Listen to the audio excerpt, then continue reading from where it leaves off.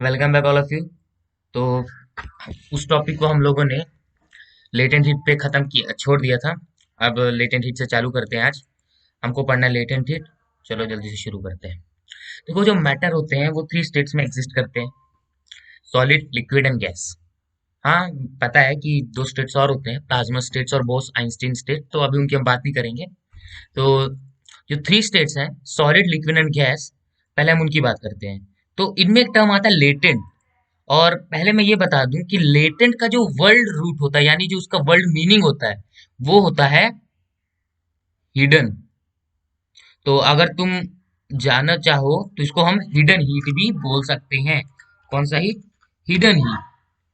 तो लेटेंट का मतलब हो गया हिडन, और हम इसको ओवरऑल हिडन हीट बोल सकते हैं। तो मतलब कि हमको पता नहीं चलता कि हीट कहाँ गई, और वो हीट एक्चुअली क्या होती है, एब्जॉर्ब हो जाती है। तो क्या होता है फ्रेंड्स, नीचे देखोगे तो तुम्हें दिख रहा होगा कि जब भी हम सॉलिड से लिक्विड बनाने की कोशिश करते हैं, मतलब मेल्ट करते हैं, मेल्ट मेल्ट होता है, तब क्या होता है, जो लेटेंट हीट होती है वो एब्जॉर्ब होती है।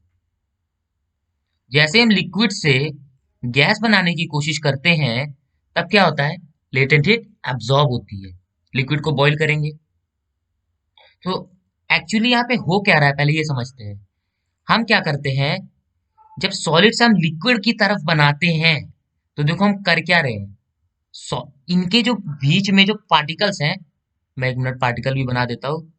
ये सारे इनके बीच में जो पार्टिकल्स हैं, ये इस पूरे को हम एक सॉलिड मान लेते हैं। इस पूरे को सॉलिड मान लिया हम लोगों ने। तो ये जो पार्टिकल्स हैं, हम क्या करते हैं कि इनके बीच में हम क्या कर रहे हैं, इतने सारे पार्टिकल्स पहले बना लेते हैं, क्योंकि सॉलिड है तो लगना भी चाहिए कि सॉलिड है। वैसे इनके बीच में जो स्पेस होता है वो नेग्लिजिबल होता है, लेकिन फिर भी स्पेस होता है। तो हम क्या कर रहे हैं, इसको एनर्जी दे रहे हैं। इस इस पूरे सॉलिड को हम एनर्जी दे रहे हैं। और क्यों एनर्जी दे रहे हैं? क्योंकि एनर्जी देने के बाद ये क्या हो जाते हैं, इनके बीच में जो पार्टिकल्स के बीच में जो डिस्टेंस होता है, डिस्टेंस, वो क्या कर देते हैं, इंक्रीज कर देते हैं। ऑफ कोर्स इंक्रीज करेंगे तभी लिक्विड बनेगा। लिक्विड और सॉलिड में अंतर क्या होता है? यही अंतर ना होता है कि जो सॉलिड्स होते हैं उसके जो मॉलिक्यूल्स होते हैं वो बहुत पास पास होते हैं, ठीक है। और जो लिक्विड्स होते हैं और उनके मॉलिक्यूल्स होते हैं वो कम पास में होते हैं, उनके बीच में डिस्टेंस बढ़ जाती है। और गैस में क्या होता है, जो मॉलिक्यूल्स होते हैं वो बहुत दूर दूर होते हैं, ऐसे। तो देखो हम लोगों ने किया क्या। अब तुम लेटेंट हीट को थोड़ा सा रिलेट करने की कोशिश करो। इसको एनर्जी दी, तो इसके पार्टिकल के बीच में जो फोर्स ऑफ अट्रैक्शन को तोड़ने में जो एनर्जी लगी, वही कहलाती है अपनी लेटेंट हीट। तोड़ने के बाद जो हीट निकली, वही कहलाती है अपनी लेटेंट हीट। तो मतलब कि जो दो पार्टिकल्स हैं, दो पार्टिकल्स, और इन दोनों के बीच में एक फोर्स ऑफ अट्रैक्शन है। 83 82 को अपनी तरफ खींच रहा है, और जो 82 है 83 को अपनी तरफ खींच रहा है। तो इनके बीच में अगर मैं फोर्स ऑफ अट्रैक्शन जो भी लग रहा है उसको अगर मैं तोड़ दूं, तो टूटने के बाद जरूर ये कोई ना कोई हीट रिलीज करेगा। वही हीट कहलाती है अपनी लेटेंट हीट, ठीक। तो अब यही पे वही यही चीज मैं अभी समझाने की कोशिश कर रहा था कि जब भी सॉलिड्स हम लिक्विड बनाएंगे, तो हम देखो उनके बीच की जो फोर्स ऑफ अट्रैक्शन उनको तोड़ रहे हैं। तो जो लेटेंट हीट होगी वो एब्जॉर्ब होगी, ठीक। लेटेंट हीट क्या होगी, एब्जॉर्ब होगी, क्योंकि तोड़ रहे हैं। जैसे ही तोड़ेंगे तो जो एनर्जी हम देंगे वो एब्जॉर्ब करेगा मॉलिक्यूल, तब जाके ना उनके बीच में डिस्टेंस जाएगी, ठीक है। तब जाके उनके बीच की जो डिस्टेंस होगी वो क्या होगी, बढ़ेगी। तो इसीलिए जब भी हम सॉलिड से लिक्विड बनाते हैं, लिक्विड से गैस बनाते हैं, और कहने का मतलब ये है कि जब भी हम मॉलिक्यूल्स के बीच का अट्रैक्शन तोड़ते जा रहे हैं, वैसे वैसे लेटेंट हीट एब्जॉर्ब होती जा रही है। ये देखो, सॉलिड में बहुत कम पास थे, हम लोगों ने इसको लिक्विड में चेंज किया, मतलब कि इनके जो पार्टिकल्स है उनके बीच का डिस्टेंस बढ़ा दिया। लिक्विड में भी फिर भी थोड़ा सा ठीक था, पर जैसे हम लोगों ने इसको गैस में कन्वर्ट करने की कोशिश की, हम लोगों ने इनके बीच का डिस्टेंस और बढ़ा दिया। तो इसका मतलब कि लेटेंट हीट क्या हो रही है, एब्जॉर्ब हो रही है। और इसी का उल्टा, अगर हम गैस को लिक्विड में बनाना चाहें, तो मतलब हम क्या कर रहे हैं, उनके बीच की डिस्टेंस कम कर रहे हैं। तो इस बार लेटेंट हीट क्या होगी, रिलीज होगी। और लिक्विड से अगर फिर सॉलिड करेंगे, तो इस बार हीट रिलीज होगी। तो समझ आ रहा है, मतलब कि हम इस बार क्या कर रहे हैं, कि उनके बीच का डिस्टेंस जो है उनको कम कर रहे हैं। ठीक, उनको पास पास ला रहे हैं, तो मतलब कि उनके बीच में जो लेटेंट हीट होगी इस बार वो रिलीज होगी। तो चलो, आई थिंक ये वाला कॉन्सेप्ट क्लियर हुआ। अब एक बार अच्छे से टेक्निकल भाषा में इसको पढ़ लेते हैं। द हीट रिलीज और absorb at constant temperature during a change of state of matter इसको लेटेंट हीट। मतलब कि जब भी हम किसी का स्टेट चेंज करेंगे, जैसे कि लिक्विड स्टेट से सॉलिड स्टेट में लाएंगे या फिर सॉलिड से लिक्विड स्टेट में लाएंगे, उस टाइम पे जो हीट या तो रिलीज होगी या तो एब्जॉर्ब होगी एक कांस्टेंट टेम्परेचर पे, वही पर्टिकुलर हीट लेटेंट हीट कहलाएगी। ठीक, मतलब किसी भी ऑब्जेक्ट को उसके स्टेट बदलने के लिए जो हीट हम लोग रिलीज करवाएंगे, एब्जॉर्ब करवाएंगे, वही हीट क्या होती है? लेटेंट हीट होती है। चलो आगे बढ़ते हैं, बहुत बड़ा डिस्कशन हो गया। अब देखो, जैसे उस बार हम लोगों ने पढ़ा था हीट कैपेसिटी और स्पेसिफिक हीट कैपेसिटी, तो इस बार हम पढ़ने वाले हैं latent heat and specific latent heat. देखो, जो लेटेंट हीट ऑफ फ्यूजन पहले पढ़ते हैं। फ्यूजन, फ्यूजन मतलब क्या होता है? फ्यूजन मतलब क्या होता है? जब कोई भी ऑब्जेक्ट फ्यूज करता है मतलब वो जुड़ता है। फ्यूजन का मतलब क्या होता है? जुड़ना। अब इसको देखो, लेटेंट हीट ऑफ फ्यूजन पढ़ते हैं। Is the energy needed to change a substance from a solid to liquid without a change in temperature. तो देखो, जितना भी हम लेटेंट हीट के बारे में भी पढ़ेंगे ना, उसमें टी क्या रहेगा? हमेशा कांस्टेंट रहेगा। ये मतलब कि इंपॉर्टेंट बात है, इसको तुम माइंड में रख लो कि T will always be constant. T जो होगा वो हमेशा क्या होगा? कांस्टेंट होगा। तो जो अपना टी है विल ऑलवेज बी कांस्टेंट, तो ये बात माइंड में रखना। अगर कहीं ना भी लिखा हो तो तुम्हें अंडरस्टूड होना चाहिए कि टी कांस्टेंट है। ठीक है, तो ये क्या होगा? हमेशा कांस्टेंट। अब तो लेटेंट हीट ऑफ फ्यूजन ये कहता है कि जब भी हम सॉलिड से लिक्विड में चेंज करेंगे, सॉलिड से लिक्विड में अगर किसी भी सब्सटेंस को चेंज कर रहे हैं, वो भी टेम्परेचर जब कांस्टेंट हो, तब जो हीट निकलेगी वही कहलाएगी लेटेंट हीट ऑफ फ्यूजन। अरे बर्फ एग्जांपल है इसका। ये क्या है अपना? एक आइस है। आइस क्या है? एक सॉलिड है। सॉलिड है ना, कि कोई लिक्विड मान ले उसको। ठीक, आइस क्या? एक सॉलिड है। जिससे थोड़ा सा फील आ जाए तो हम थोड़ा सा इसको कलर भी कर देते हैं। ठीक है, ये एक बर्फ है, बर्फ, आइस। ये एक सॉलिड है। अब देखो, मैंने क्या किया? इसको हीट किया। हीट नीचे से देने की मैंने इसको कोशिश की, जिससे कि क्या होगा? इसका स्टेट चेंज हो जाए। स्टेट इसका चेंज हो जाए, मैंने हीट दिया। ये हीट, ये आग है नीचे। तो ये क्या हो जाएगा कुछ देर बाद? ये कुछ देर बाद ये जो होगा, यही सेम आइस क्या बन जाएगा? सेम आइस क्या बन जाएगा? पानी बन जाएगा। सेम आइस क्या बन जाएगा? एक डेफिनिट स्ट्रक्चर से इनडेफिनिट स्ट्रक्चर वाला एक सब्सटेंस बनेगा, जिसको हम बोलते हैं पानी। यही फिर जाके पानी बन गया। तो देखो, इसका स्टेट चेंज हुआ कि नहीं हुआ? ये जो था, पहले क्या था? Solid, solid. और बाद में ये क्या बन गया? लिक्विड। तो देखो, सॉलिड से लिक्विड में इसका चेंज हुआ। तो हमको इससे ये पता चला कि अब जो हीट निकल रही होगी, नहीं, देखो हम लोगों को इसमें हीट देनी पड़ी ना। हीट तो हमको देनी पड़ी। ये जो हम लोगों ने नीचे ये हीट आग जलाई, इसको हीट दी, कैसे भी हीट दे सकते हैं।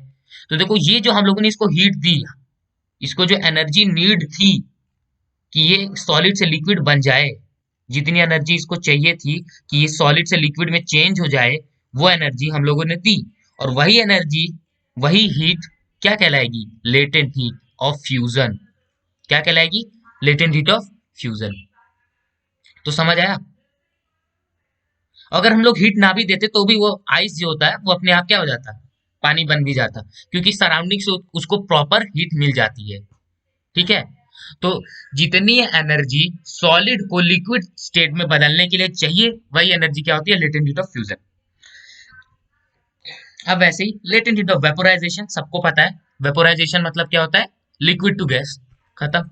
वही है, जितनी एनर्जी किसी भी लिक्विड को गैस के फॉर्म में कन्वर्ट करने के लिए चाहिए, वही क्या होता है? Latent heat of vaporisation. Latent heat या फिर energy needed to change a substance from solid to liquid. अब सॉलिड टू लिक्विड और from liquid to gas depend on the mass of the substance. अब देखो जो ये एनर्जी, ये heat या फिर एनर्जी, हीट भी एक तरह की एनर्जी है, ठीक है, सोर्स ऑफ एनर्जी है। तो जितनी ये जो लेटेंट हीट है या फिर जो भी एनर्जी है किसी भी सब्सटेंस को सॉलिड टू लिक्विड या फिर लिक्विड टू गैस, ये जो हम लोगों को चाहिए होती है, ये डिपेंड करती है कि उस ऑब्जेक्ट का मास कितना है। अगर मास ज्यादा है तो ज्यादा एनर्जी लगेगी उसको चेंज करने में, मास कम है तो कम एनर्जी लगेगी। तो ये बता रहा है। अब हम देखते हैं specific latent heat of fusion. अब ये क्या है? तो जो specific latent heat of fusion होता है of a substance is the amount of energy needed to change a unit mass of the substance from solid to liquid without a change in temperature। देखो without a change in temperature का मतलब temperature constant ही होता है, ठीक है, confuse नहीं होना। तो जो मैंने पहले बोला था लेटेंट हीट की सारी चीजें टेम्परेचर कांस्टेंट पे ही चलेगी, ठीक है। तो जो specific latent heat of fusion जिसको हम एलएफ से डिनोट करते हैं, इसका सिंबल याद रखना एलएफ, इससे डिनोट करते हैं। ये एक ऐसी एनर्जी होती है जो यूनिट मास ऑफ सब्सटेंस को सॉलिड टू लिक्विड बनाना चाहती है। मैं और समझाता हूँ, मुझे पता है कि अभी इतना जल्दी नहीं समझ आएगा। तो देखो जो मैंने तुमको एक एग्जांपल दिया था, ये सॉलिड यहाँ पे तुम्हें नीचे दिख रहा है, ये दिख रहा है, और इसको हम लोगों ने एनर्जी दी तो ये जाके क्या बन गया, लिक्विड बन गया। और इतना ये क्यू एनर्जी हम लोगों ने दी, क्यू जूल एनर्जी दी।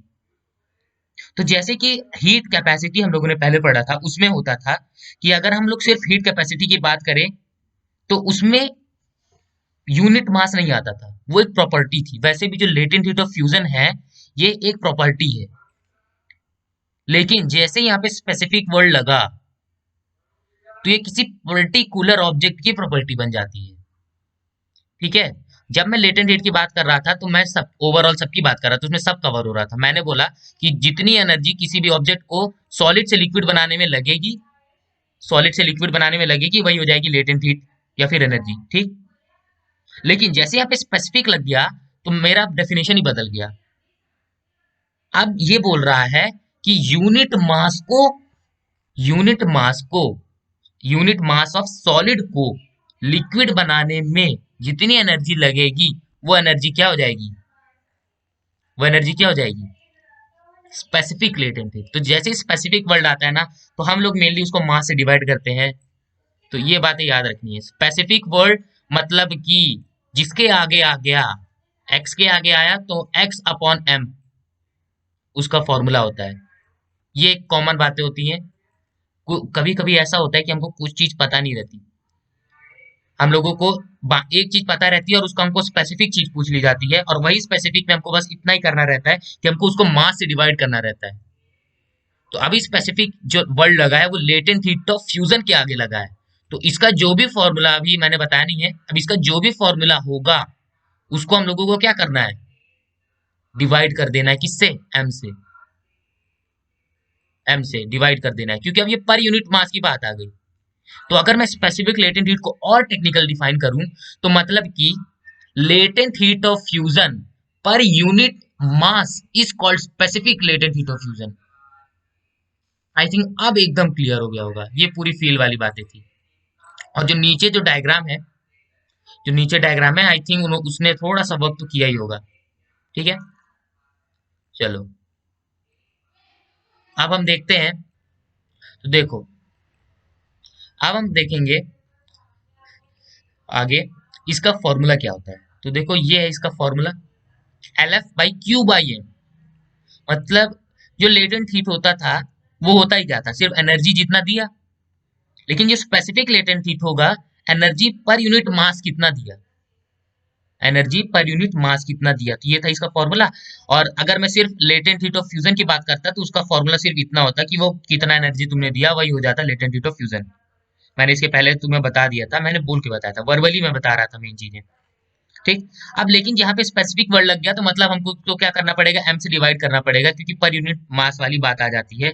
तो इसलिए जो specific latent heat of fusion का फॉर्मूला हो जाएगा वो हो जाएगा अपना क्यू बाई एम। मतलब जितनी एनर्जी दी, कितनी दी पर यूनिट मास में जितनी दी, ठीक, वही हो जाएगा इसका फॉर्मूला। तो अब हम पढ़ते हैं specific latent heat of vaporisation, मेरे को नहीं लगता इसमें ज्यादा फील दिलाने वाली कोई जरूरत है। इसका मतलब होता है कि latent heat of vaporisation per unit mass is called specific latent heat of fusion. तो इसको हम लोग एलवी से डिनोट करते हैं, ठीक है, एलवी। और इसका फॉर्मूला होगा क्यू बाई एम, ये चेंज नहीं होने वाला। और SI unit of latent heat देखेंगे, स्पेसिफिक लेटेंट हीट की एसआई यूनिट कितनी होती है, जूल पर केजी। हाँ, क्योंकि इसका फॉर्मूला क्या होता था, क्यू बाई एम। और क्यू मतलब एनर्जी, एनर्जी का होता है एसआई यूनिट जूल, और एल का होता है हमारा केजी। एल मतलब क्यू बाई एम, एम का होता है मतलब मास, मास का क्या होता है एसआई यूनिट केजी। तो जूल पर केजी इसका ऐसा यूनिट हो जाएगी। और अगर हम इक्वेशन को रीराइट करें, जो L is equal to Q by M होता था, तो हम इसमें क्या कर रहे हैं, क्यू की एनर्जी निकाल रहे हैं, क्यू का फॉर्मूला निकाल रहे हैं। तो ये हो जाएगा Q divided by Q is equal to M into L, ये इसका फॉर्मूला हो जाएगा। और हम देखें तो ये हमारी थर्मल एनर्जी होती है, ऑफकोर्स थर्मल एनर्जी ही होगी, ठीक है, क्योंकि हम लोग क्या कर रहे हैं, इसमें हीट दे रहे हैं, तो हीट हमेशा थर्मल में ही आती है। तो देखो, thermal energy is equals to mass into specific latent heat, ये एक फॉर्मूला बना। अगर हम और ध्यान से देखें तो देखो specific latent heat of ice, ये देखो मैंने जो तुम्हें एग्जांपल दिया था, ये होती है 2100 जूल पर केजी और 2.1 जूल पर ग्राम डिग्री सेल्सियस। ये होती है specific heat capacity of ice. अब मैं हीट कैपेसिटी की बात कर रहा हूँ, स्पेसिफिक लेटेंट हीट की बात नहीं कर रहा, स्पेसिफिक हीट कैपेसिटी, ठीक है। तो ये देखो ये सारी इनकी है, और हमको बस इतना जानना है कि स्पेसिफिक हीट ऑफ स्ट्रीम सबसे ज्यादा होती है, स्ट्रीम्स की जो स्पेसिफिक हीट होती है, सॉरी स्पेसिफिक लेटेंट हीट होती है, वो बहुत ज्यादा होती है। तो तुम एक रिलेशन डेवलप कर पा रहे हो क्या, देखो नीचे ये जो ऊपर दिया गया है, ये स्पेसिफिक हीट कैपेसिटी है ऑफ आइस, ये देखो 2100, और इसके नीचे दिया गया है specific heat capacity of water, तो ये क्या है, 4200 है, ठीक है। अब इसी के नीचे अगर तुम देखोगे तो तुमको क्या दिया गया है, स्पेसिफिक लेटेंट हीट दिया गया है, स्पेसिफिक लेटेंट हीट भी दिया गया है आइस का, सेम ऑब्जेक्ट का। आइस यहाँ पे भी था जिसका हम लोगों को हीट कैपेसिटी दी गई थी, अब इसमें दी गई है latent heat, specific latent heat, ये होता है अपना इतना, ठीक, 1 10 100 1000 10,000 लाख, मतलब 3 lakh joule per kg, okay. अब specific latent heat of stream, water या स्टीम, ठीक है, बात एक ही है। तो देखो बोथ ऑब्जेक्ट का दिया गया है, तो अब ये होता है 2 लाख, ये 2 करोड़ 50 5 लाख जूल, इतना, ठीक। तो हमको ये नहीं देखना है, हमको ये देखना है कि जो लेटेंट हीट होती है, जिसको हम एल से अगर हम लोग रिप्रेजेंट करें, जो और स्पेसिफिक लेटेंट हीट जो होती है, latent heat is proportional to C, ये है क्या, क्योंकि देखो आइस का लेटेंट हीट ज्यादा था, हीट कैपेसिटी ज्यादा थी, किससे, वाटर से, आइस की हीट कैपेसिटी ज्यादा थी, तो उसका अपने आप लेटेंट हीट वाटर से ज्यादा हो गया, नहीं सॉरी, आइस की हीट कैपेसिटी कम थी, तो उसका अपने आप वाटर से कम हो गया लेटेंट हीट, तो इनके बीच में एक डायरेक्ट रिलेशन चलता है। तो यही चीज मैं बताना चाहता था, ठीक है। अभी इसको हम और क्लियर करेंगे, चिंता मत करो, वो तो मैंने थोड़ा सा शुरू में बनाना चाहता। अब देखो ग्राफ कैसे जाता है, हीटिंग कर्व, टेम्परेचर और टाइम के हिसाब से सॉलिड का हीटिंग कैसे जाता है। तो देखो सॉलिड में मैंने तुम्हें पहले ही बताया था कि जो इसमें मॉलिक्यूल्स होते हैं वो क्लोजली पैक्ड होते हैं, क्या होते हैं, क्लोजली पैक्ड होते हैं। तो इनके बीच में जो तुम अगर डिस्टेंस देखोगे, तो इसका हाईली जूम इमेज है ये, तो इसमें इतना डिस्टेंस दिख रहा है, वरना इतना भी नहीं रहता, ठीक है, इतना इनके बीच में डिस्टेंस रहता है।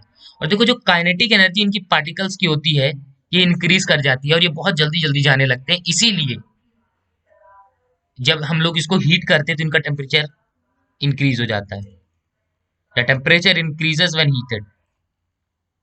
ठीक, तो देखो इसका ग्राफ ऐसे जा रहा है, टेम्परेचर टाइम के हिसाब से ऐसे बढ़ रहा है। अब आगे देखिए, और देखते हैं आगे क्या है।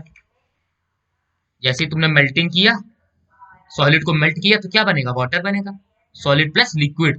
हाँ, ये नहीं है कि अगर तुमने मेल्ट किया तो वो पूरा लिक्विड हो जाए, कुछ सॉलिड भी बचता है, इसीलिए यहाँ पे लिखा है सॉलिड प्लस लिक्विड, तो यहाँ पे कंफ्यूज होने वाली बात नहीं है।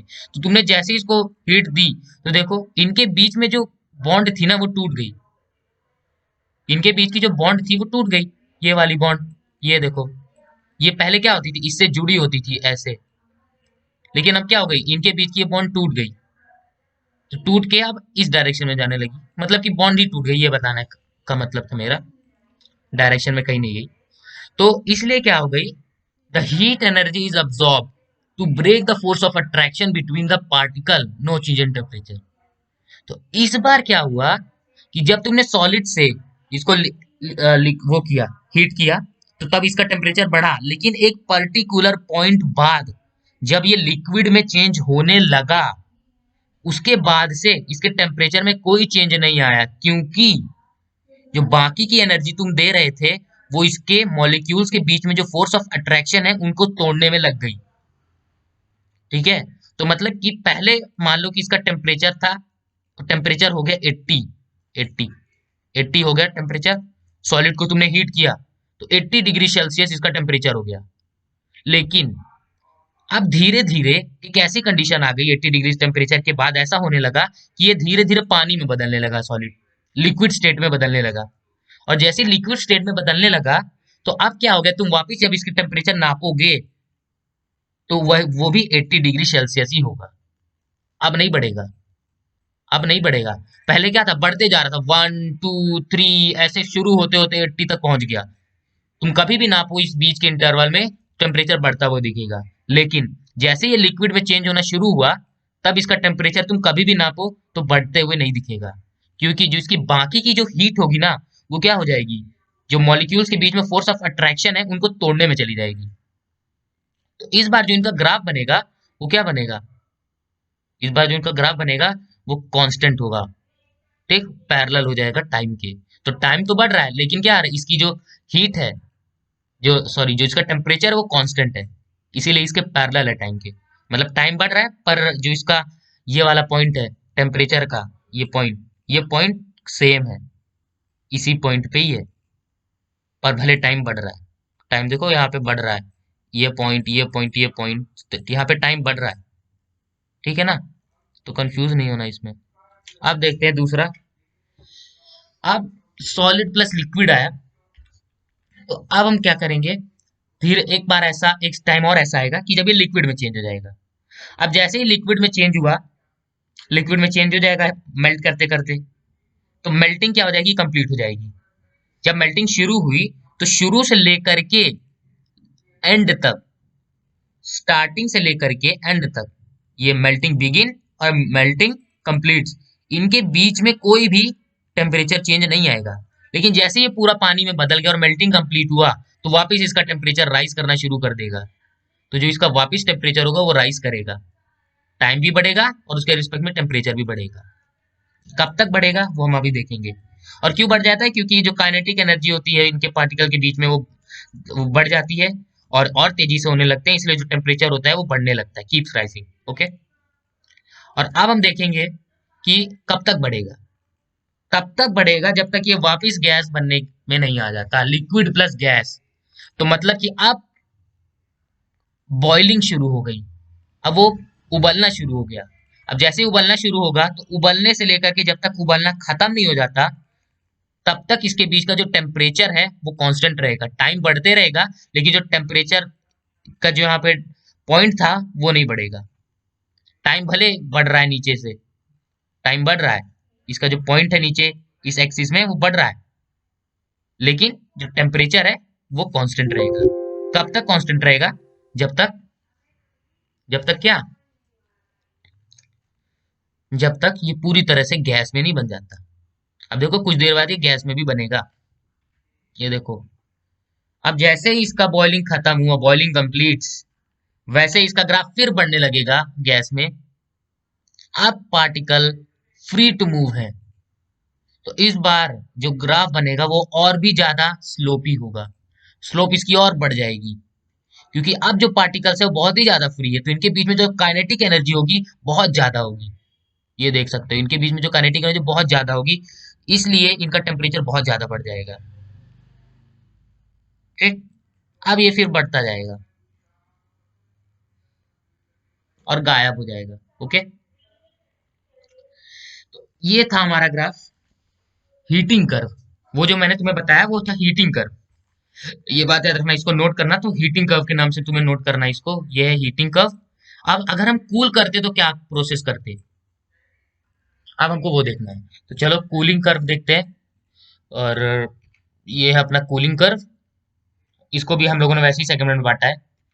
तो देखो, कूल में हमेशा क्या होगा, टेम्परेचर डाउन होगा तो डाउन ग्राफ से शुरू होगा, ठीक है। तो इसमें घबराने वाली बात नहीं है कि वो ऊपर से था या नीचे से है।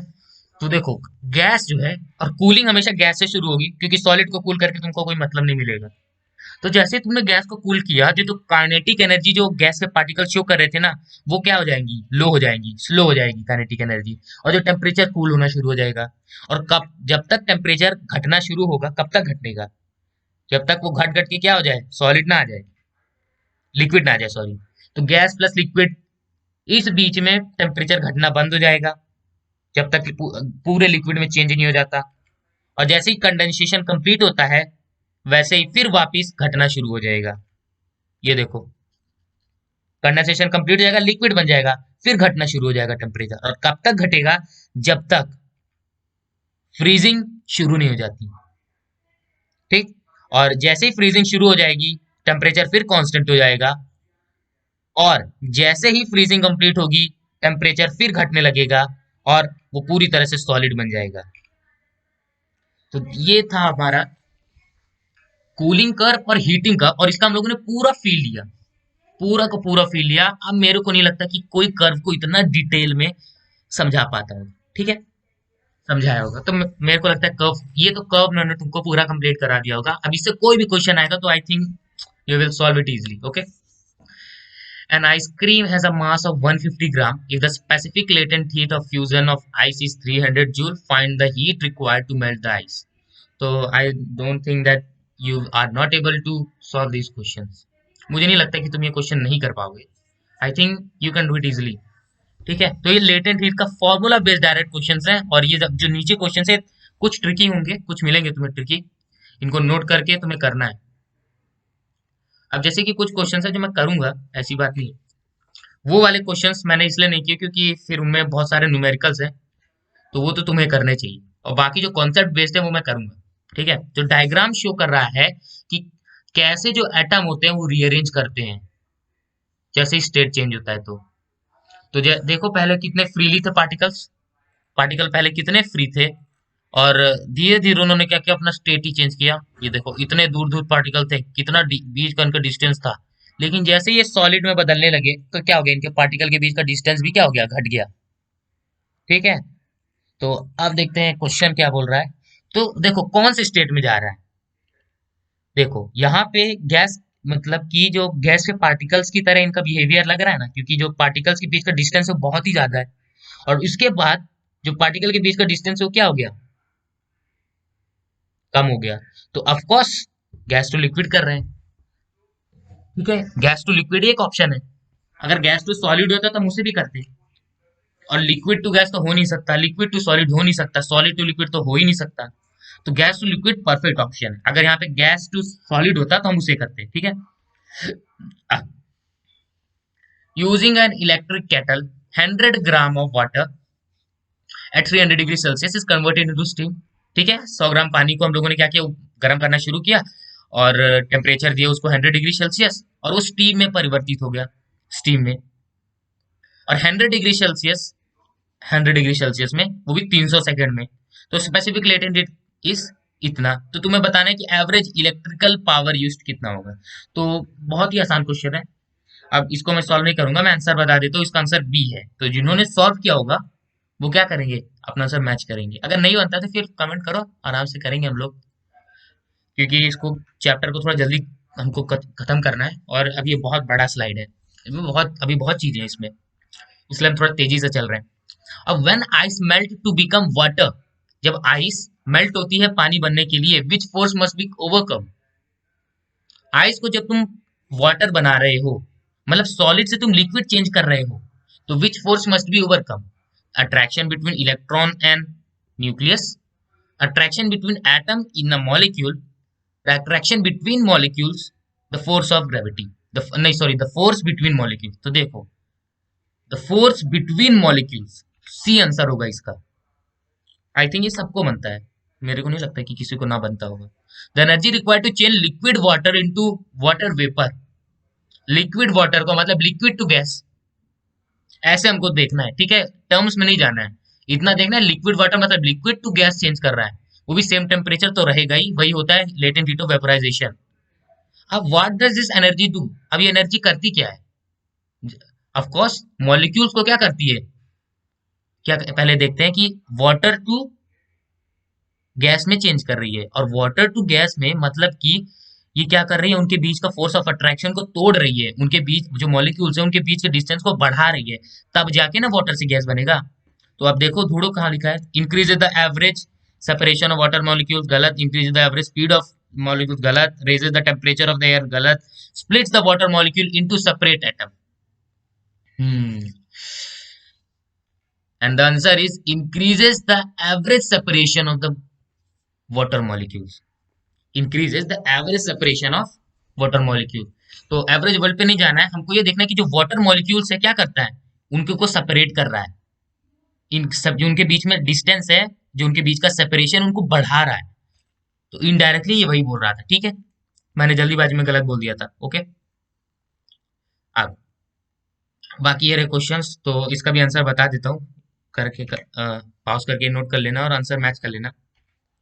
और ice is taken from a freezer, freezer से आइस निकाला and left in a room, उसको छोड़ दिया, आइस अपने आप मेल्ट होना शुरू हो जाता है और रूम टेम्परेचर पे वो पानी बन जाता है।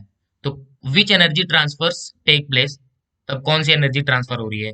तो आइस टू रूम, जब एनर्जी ट्रांसफर ड्यूरिंग मेल्टिंग, जब वो मेल्ट हो रहा था, जब वो मेल्ट हो रहा था तब क्या हो रहा, एनर्जी ट्रांसफर ड्यूरिंग मेल्टिंग, तब ice to room, from ice to room, from water to room, from room to ice, from water to room. तो इसमें हमको पेयर सेलेक्ट करना है, कि जैसे कि फ्रॉम आइस टू रूम दो बार लिखा है, तो हमको पेयर देखना है कि फ्रॉम वाटर टू रूम भी होगा कि फ्रॉम रूम टू वाटर होगा, और फ्रॉम रूम टू आइस भी दो बार लिखा है, तो इसका मतलब ये भी देखना है कि रूम टू वाटर होगा कि वाटर टू रूम होगा। तो इसको थोड़ा सा समझते हैं कि आइस को हम लोगों ने रख दिया, अब आइस से वो पानी बन रहा है, मतलब सॉलिड से वो लिक्विड बन रहा है। आइस एक सॉलिड है, सॉलिड मेल्ट होकर क्या बना रही है, लिक्विड बना रही है। और लिक्विड अगर बना रही है तो जो एनर्जी ट्रांसफर हो रही होगी ड्यूरिंग मेल्टिंग, मेल्ट के वक्त, वो क्या हो रही होगी, एनर्जी निकलेगी कहाँ से, एनर्जी निकलेगी कहाँ से, आइस से निकलेगी कि रूम से निकलेगी और आइस के अंदर जाएगी। बहुत आसान सवाल है, बस थोड़ा सा ट्रिकी लगेगा कुछ हो।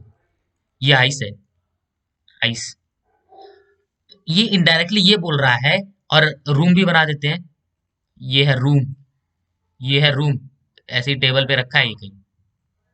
और आइस जो है, हम क्या करते हैं, थोड़ा आइस को कलर भी कर देते हैं, जो चाहते हैं कि टाइम लग रहा है हम लोगों को तो वो वीडियो को आगे बढ़ा सकते हैं। मैं अभी सिर्फ कलर करने वाला हूँ यहाँ पे, just to give a feel. ये आइस है, और जो ये पूरा बाहर का जो इन्वायरमेंट है, बाहर के इन्वायरमेंट को भी थोड़ा शो कर देते हैं येलो से, मैं पूरा कलर नहीं करूंगा, जस्ट थोड़ा सा। ये है रूम, ये रूम। अब इसके यहाँ पे टेम्परेचर है, अब आइस को पिघलने के लिए टेम्परेचर चाहिए ना, चाहिए, मतलब आइस क्या करेगा, बाहर से टेम्परेचर क्या करेगा, एब्जॉर्ब करेगा। तो जो टेम्परेचर कहाँ से कहाँ ट्रेवल कर रहा है, रूम टू आइस कर रहा है, मतलब कि रूम का जो टेम्परेचर है वो आइस के पास आ रहा है, रूम, आइस क्या कर रहा है, रूम के टेम्परेचर को अपने पास खींच रहा है और उसको क्या कर रहा है, एब्जॉर्ब कर रहा है, तब जाके वो पानी बन रहा है, तब जाके वो पानी बन रहा है। तो एक ऑप्शन जो इसका हम लोगों को मिला तो जो ऑप्शन हो सकते हैं वो सी और डी में से कोई एक होंगे, ये हमको पता चला। ऐसे अप्रोच लगानी थी। अब जैसे ही ये पानी बना, इसका सेकंड केस में क्या हुआ, जैसे ये पानी बना, वेट 1 सेकेंड, पानी को चलो मैं ऐसे ही कर देता हूँ इसी कलर से, है ये पानी, ठीक। जैसे ये पानी बना पिघलने के बाद, अब क्या होगा, अब जो हीट ट्रेवल करेगी वो कहां से कहां तक करेगी। अब देखो, जैसे ही ये तुम्हें थोड़ा सोचने वाला है, जैसे ही तुम पानी रख देते हो अगर कहीं पे, या फर्श में अगर तुम पानी गिरा देते हो तो वो पानी गायब हो जाता है। गायब कैसे होता है, इवापोरेट हो जाता है। तो अब जो चीज होने वाली है वो होने वाली है वाटर टू वेपर, मतलब water to air, liquid to gas change होने वाला है। और अब इसको क्या करना पड़ेगा, जो टेम्परेचर होगा वापिस तुम्हें इसे देना पड़ेगा। टेम्परेचर टेम्परेचर क्या करना पड़ेगा, वापिस इसे देना पड़ेगा। वापिस तुम्हें इसको टेम्परेचर दोगे तब जाके ये वापिस एयर बनेगा, वापिस वेपर बनेगा। तो इस बार फिर जो टेम्परेचर होगा वो क्या करेगा, इस बार जो फिर टेम्परेचर होगा वो क्या करेगा, रूम टू वाटर करेगा। तो सी इसका आंसर हो जाएगा, from room to water, from room to water, ये इसका आंसर हो गए। तो मेरे को नहीं लगता कि इस क्वेश्चन में किसी को कोई प्रॉब्लम है, सी आंसर है। देखो ऐसे एनालाइज करना है हम लोगों को। What is the name given to the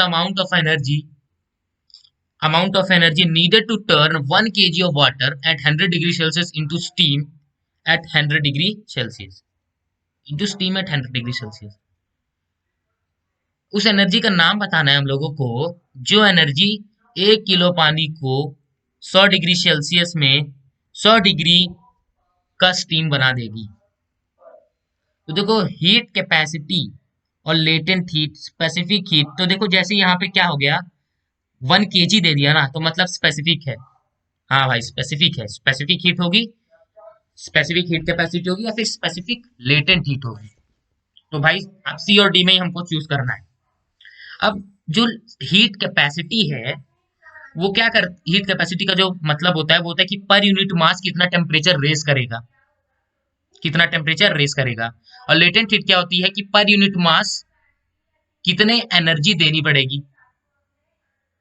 तो ये क्या बोल रहा है, amount of energy needed, needed word इसमें बहुत इंपॉर्टेंट है। अब ये बोल रहा है कि देना पड़ेगा, लेटेंट हीट मतलब कितनी एनर्जी हम लोगों को देना पड़ेगा किसी भी सिस्टम को, और हीट कैपेसिटी मतलब कि कितनी एनर्जी देने पर टेम्परेचर रेज होगा। तो इसका मतलब नीडेड वाले शब्द की वजह से यहाँ पे डी ऑप्शन हो जाएगा। ठीक है, ये थी हमारी अप्रोच सॉल्व करने की। आगे, the table list the melting point and the boiling point of 4 different substances A B C and D, which substances is a gas at 25 degree Celsius. सबके मेल्टिंग पॉइंट दिए गए एबीसीडी के। अब बताओ कौन सा सब्सटेंस गैस होगा 25 degree Celsius पे।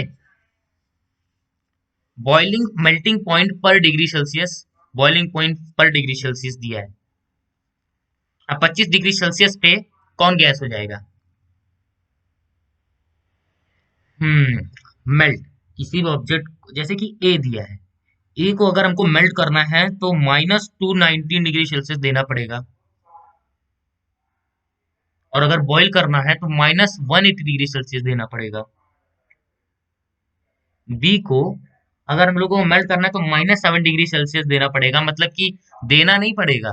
अगर मैं माइनस बोल रहा हूँ और देना पड़ेगा बोल रहा हूँ तो इसका मतलब कि हम क्या करना पड़ेगा, लेना पड़ेगा, उतना एनर्जी को रिलीज करना पड़ेगा। 219 की एनर्जी अगर ये रिलीज कर देगा ए, 219 जूल अगर एनर्जी रिलीज कर देगा तो क्या हो जाएगा, ये मेल्ट हो जाएगा। और बॉईल अगर करना है तो 180 डिग्री अगर सिर्फ कर देगा तो ये अपने आप क्या हो जाएगा, वेपर बन जाएगा।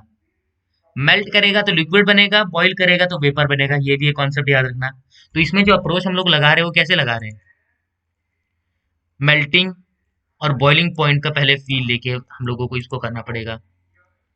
जब भी मेल्ट की बात आती है तो इसका मतलब ये है कि ये क्या बनेगा, जब भी कोई ऑब्जेक्ट मेल्ट होता है तो वो क्या बनता है, लिक्विड स्टेट में आता है। तो मतलब सीधे सीधे कि 219 डिग्री सेल्सियस इसको क्या करना पड़ेगा, लूज करना पड़ेगा, तब जाके ये लिक्विड स्टेट में आएगा। और 180 डिग्री सेल्सियस इसको हटाना पड़ेगा, तब जाके किस में आएगा, गैस स्टेट में आएगा। और हमको उससे पूछा क्या है, which substance is gases 25 degree Celsius. तो हम लोगों को अभी किस पर ध्यान देना है, बॉइलिंग पॉइंट पे। तो देखो बॉइलिंग पॉइंट पे 25 डिग्री सेल्सियस, तो मतलब कि बॉइलिंग पॉइंट अगर 58 डिग्री सेल्सियस हो तब जाके वो गैस में चेंज होगा। तो देखो 20, इसका जो आंसर है बहुत आसान है और वो है ए। अब क्यों ए है कि देखो बाकी सब तुम बॉइलिंग पॉइंट को जो देखोगे तो वो सारे 58 है, मतलब 25 से सारे ग्रेटर है। जो बाकी के ये तीन जो है ये क्या है, 25 से ग्रेटर है, ये 25 डिग्री सेल्सियस से बड़े हैं। क्या है, बड़े, ग्रेटर देन का साइन इसीलिए लगाया। और सिर्फ यही एक है जो 25 डिग्री सेल्सियस से बड़ा है, छोटा है, सॉरी छोटा है, छोटा है, क्योंकि ये माइनस में है ना, माइनस, तो इसका मतलब ये गैस होगा ही होगा। ये इसमें अप्रोच लगानी थी। अब a block of ice is heated until it has been melted. Ice को तब तक हीट किया जब तक कि वो मेल्ट ना हो जाए, मतलब कि लिक्विड ना बन जाए। The water that is produce is then heated until it boils. पहले आइस को हीट किया, पानी पानी बनाया, फिर उस पानी को वापस हीट किया और क्या किया, उसको हवा बनाया, मतलब गैस वाटर वेपर में चेंज किया।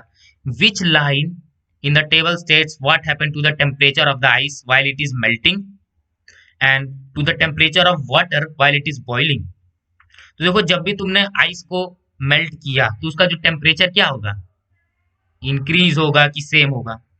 तो ऑफ कोर्स जब मैंने तुम्हें बताया था कि बॉइलिंग या मेल्टिंग, कोई भी प्रोसेस जब शुरू हो रही हो, कोई भी प्रोसेस जब शुरू हो रही हो और जब तक वो खत्म नहीं हो जाती, जब तक वो खत्म नहीं हो जाती, तो इनके बीच में इस समय में टेम्परेचर जो होगा वो क्या होगा, सेम रहेगा।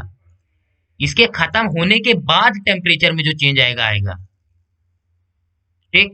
तो temperature of ice while it is melting, जब वो मेल्ट हो रहा था मतलब प्रोग्रेस में है, तो मतलब टेम्परेचर स्टे सेम, सी और डी में किसी को सुनना है।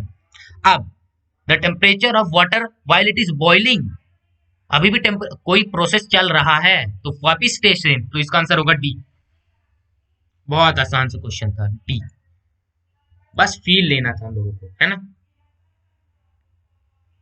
और which substance is a liquid at a room temperature of 25 degree Celsius. बहुत आसान, ये शायद मैंने अभी पहले भी कराया ना। 180 माइनस 183 आंसर हो जाएगा। ओ सॉरी, इस बार कोई दूसरा कॉन्सेप्ट लगेगा लगता है, ये दूसरा क्वेश्चन है लगता है। फिर देखते हैं, ध्यान से देखते हैं इस बार ये क्या बोल रहा है, विच सब्सटेंस इज, अच्छा इस बार लिक्विड की बात कर रहा है ना, लिक्विड। उस बार किसकी बात कर रहा था, गैस की, और जब मेल्टिंग की बात आती है तब वो लिक्विड बनता है। तो हमको इस बार बॉइलिंग को इग्नोर करना है, इसको हमको क्या करना है, इग्नोर करना है। हमको क्या करना है, देखना किसको है, मेल्टिंग पॉइंट को देखना है। अब देख लो 25 से कौन छोटा है, बाकी सब। हाँ, अब एक है -218, एक है -39, और ये दोनों तो बड़े ही हैं। जो बाकी ये 44 है तो ये होंगे नहीं, इसके होने का कोई चांस नहीं, ये भी होगा नहीं क्योंकि ये दोनों बड़े हैं। अब ये थोड़ा मतलब थोड़ा लेवल इसने इंक्रीज किया है, ठीक है। अब क्योंकि हमको मेल्टिंग पॉइंट को देखना है, क्योंकि वाटर में चेंज हो रहा है, लिक्विड में चेंज कर रहे हैं हम लोग। अब एक और हम लोगों को अप्रोच लगानी पड़ेगी कि बॉइलिंग पॉइंट जो है वो -183 है, और -183 क्या है, 25 डिग्री सेल्सियस से छोटा है। तो मतलब 25 डिग्री सेल्सियस से छोटा होने की वजह से 25 डिग्री सेल्सियस पे यही सेम ऑब्जेक्ट क्या होगा, गैस बन जाएगा। ए ऑब्जेक्ट गैस बन जाएगा, क्योंकि ये इसका बॉइलिंग पॉइंट भी 25 डिग्री सेल्सियस से छोटा है। तो ये जो ए सब्सटेंस है लिक्विड फिर कब बनेगा, जब इसका जो रेंज होगा वो -218 से -183 के बीच में होगा, तब ये क्या बनेगा, ये जो सब्सटेंस ए है तब ये जाके लिक्विड बनेगा। और दूसरे वाले में क्या है, जो 357 है, ये 25 डिग्री सेल्सियस से बड़ा है। तो मतलब कि अगर हम इसको हवा बनाना है, वेपर बनाना है, तब उसके लिए हमको 350 डिग्री सेल्सियस तक इसको टेम्परेचर देना पड़ेगा। तो अभी हम लोगों के पास क्या है, बॉइलिंग पॉइंट से कम है और मेल्टिंग पॉइंट से ज्यादा है, इसीलिए क्या बनेगा, लिक्विड बन जाएगा। तो इसका आंसर इसीलिए बी होगा, ठीक है। अब मैं तुमको इसका थोड़ा सा मतलब एक फॉर्मूला टाइप का लिखा देता हूँ, जिस क्वेश्चन शायद किसी को ना समझ आया हो, मैं उतना अच्छे से ना समझा पाया हूँ।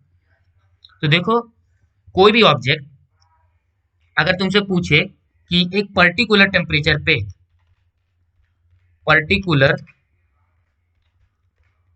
पे कोई ऑब्जेक्ट लिक्विड कब बनेगा, और वो पर्टिकुलर टेम्परेचर को मान लो उसने दे दिया, वो पर्टिकुलर टेम्परेचर मैं इसमें लिख रहा हूँ स्क्वायर ब्रैकेट में, उस पर्टिकुलर टेम्परेचर को उसने दे दिया टी, एक पर्टिकुलर टेम्परेचर को उसने दे दिया T, T T T T दे दिया। अब ये बोल रहा है कि इस टेम्परेचर पे लिक्विड कब बनेगा। तो अब हम क्या करेंगे, हम कंपेयर करेंगे कि जो मेल्टिंग पॉइंट है, जिसको मैं एम डॉट पी से रिप्रेजेंट कर रहा हूं, उसका जो मेल्टिंग पॉइंट होना चाहिए वो टी से क्या होना चाहिए, स्मॉलर होना चाहिए। मेल्टिंग पॉइंट हमको ये चेक करना है कि क्या स्मॉलर है, smaller than T, melting point smaller than T, T होना चाहिए।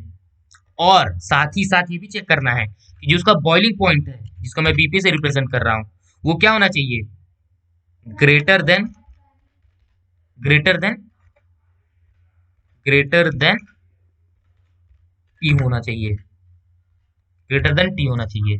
तो ये हमारी स्ट्रेटेजी रहेगी जब लिक्विड के बारे में पूछेगा। और जैसे ही गैस के बारे में पूछा, when it is gas, yes, then vice वर्सा।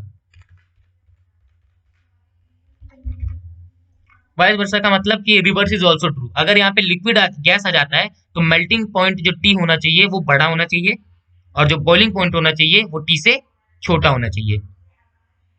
ठीक, तो अब ये इसमें हम लोगों ने लिख दिया। अब ये स्ट्रेटजी रहेगी हम लोगों को क्वेश्चन सॉल्व करने की। ऐसे क्वेश्चन जिनको ना समझ आए, जिनको आया हो, तो उनके लिए इतना सब झंझट नहीं पालना है। अब a substance that is originally a solid and is heated strongly for some time, जो ओरिजिनली एक सॉलिड था, आइस ओइस नहीं था, ओरिजिनल एक सॉलिड था और उसको बहुत देर तक हीट किया, ठीक है। At one state the energy given to the substance is used as latent heat of vaporisation. तो एक स्टेज ऐसा है कि जो उसकी एनर्जी हम लोगों ने दी वो लेटेंट हीट ऑफ वेपोराइजेशन की तरह यूज हो गई। लेटेंट हीट ऑफ वेपोराइजेशन क्या होता है, फिर इसको रिकॉल करना है।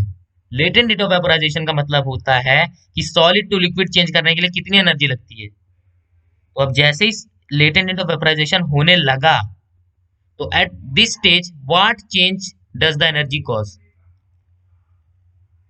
ठीक है। At one stage the energy given to the substance is used as latent heat of is used as, at one stage, अच्छा यूज्ड हो चुकी, तो it breaks the bond holding the molecule together, the molecule escape from the liquid, is break the bond, molecule holding together, solid becomes liquid, it makes the molecule move faster, the molecule move faster. So I think this is the answer, A answer है इसका। शायद मैंने question अच्छे से नहीं पढ़ा, एक second से। It breaks the bonds of holding the molecule together, the molecule escape from the liquid। हाँ, देखो बी वाले में मैंने जल्दी जल्दी बोल दिया था कि वो सॉलिड से लिक्विड बन जाएगा। दोनों का पहला स्टेटमेंट तो सेम है कि उनके बॉन्ड टूटेंगे, मॉलिक्यूल्स के, होना ही था। लेकिन वो क्या होगा, जो मॉलिक्यूल्स होंगे वो क्या करेंगे, लिक्विड बनने लगेंगे।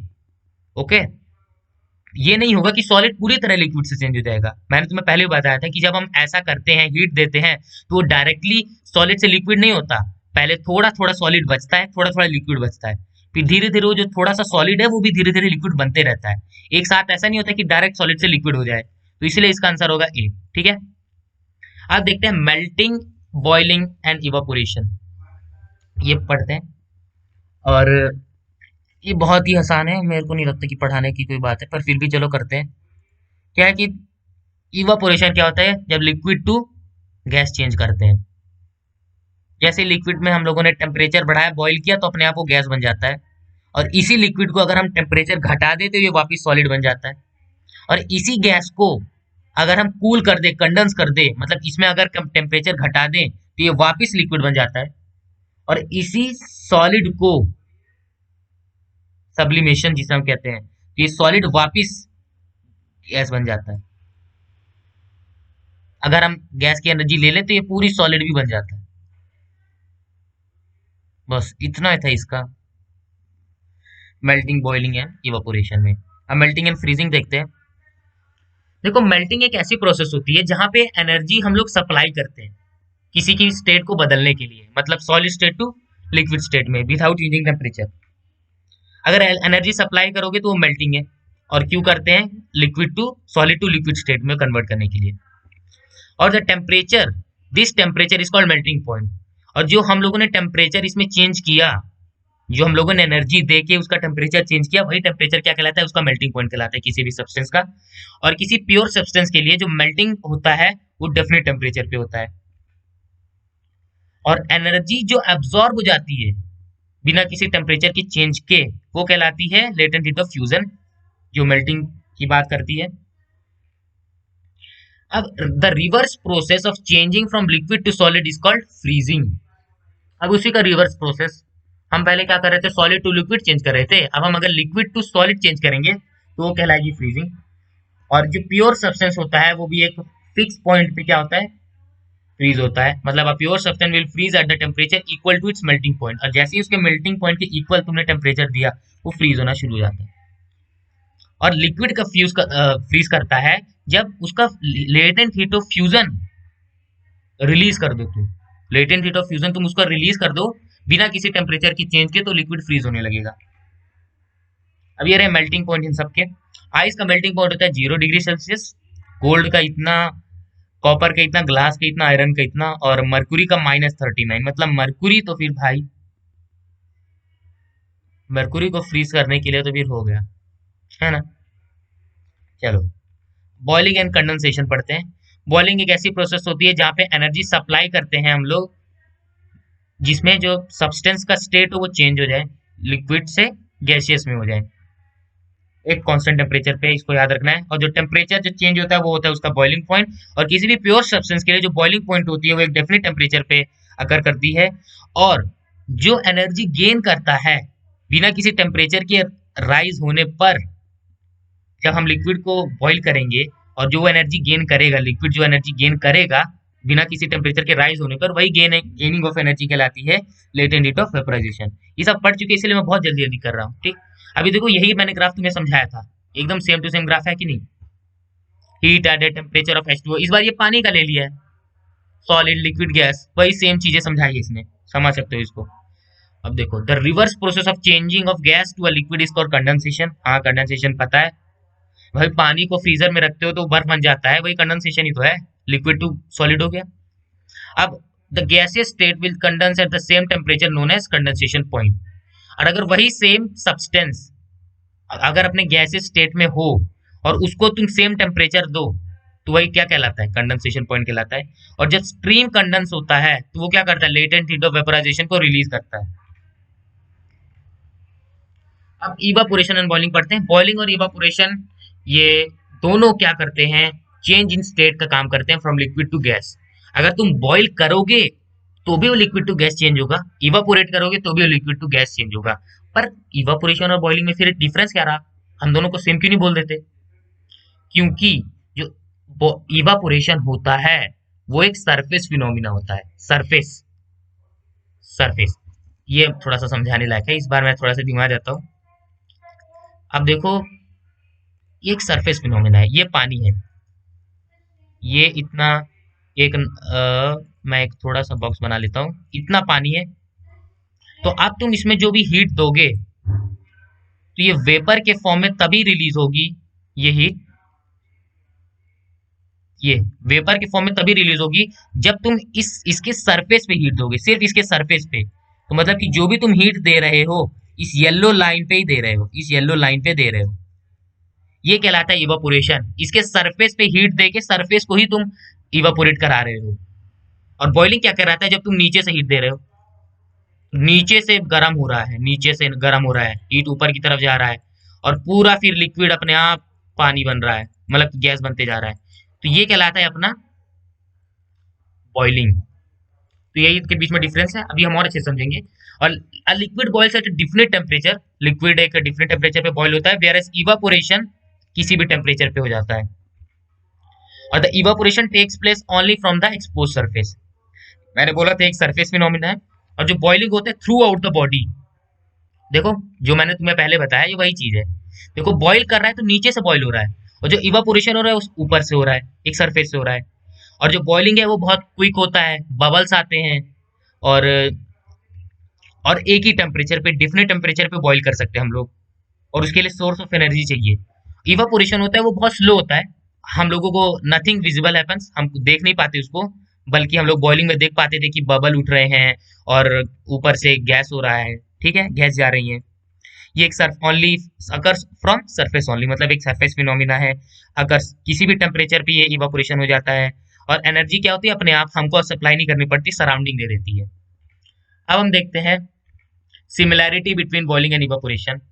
सिमिलैरिटी क्या, अभी तक तो डिफरेंस देख लिया। सिमिलैरिटी है कि जो बॉइलिंग और इवापोरेशन होती है, ये इनमें जो रहता है लिक्विड गैस में चेंज हो जाता है, और दोनों के लिए लेटेंट हीट ऑफ वेपोराइजेशन चाहिए।